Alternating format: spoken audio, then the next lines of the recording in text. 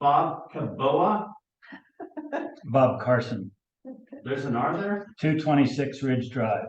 Sorry about that. Okay, Bob. First of all, I want to congratulate everybody having anything to do with the city in terms of having a playground and extending the ridge path to the north. I also admire you for requiring a permit to cut trees and in general having concern for the natural features of this town.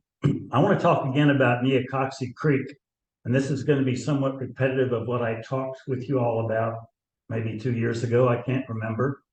And the reason I'm repeating it is because I heard, I don't know this, that there was a building permit given for a new dwelling very close to Neocoxie Creek. So what are the benefits of Neocoxie Creek as it is right now? It's critical habitat for mammals and birds. It's got old growth Sitka spruce and other vegetation that are a carbon sink.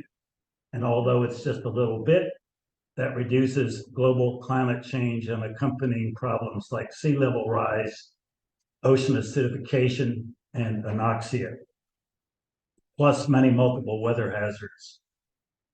The trail along Neocoxie Creek, the ridge path, provides recreation, peace, exercise, etc. To me, there is no place that I have seen on earth that is like Neocoxie Creek, its vegetation and its trail and its wildlife. It may be unique, I don't know.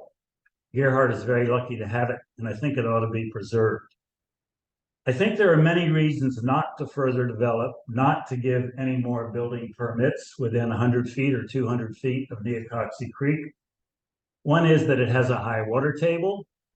Another is that septic tanks are not likely to function properly.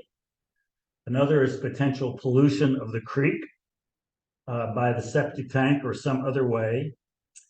Because that area next to the creek has unconsolidated, water-saturated, organic-rich soils, when the Cascadia subduction zone earthquake occurs, the area close to the creek will have more subsidence and more shaking than anywhere else, for example, like up on one of the dunes. So I have a question for the city attorney. Could the city be liable for giving a building permit in a place that is more hazardous than anywhere else in town? I urge the city to work with Native Americans. I understand that Native Americans had a lot to do with this new place just at the south end of town.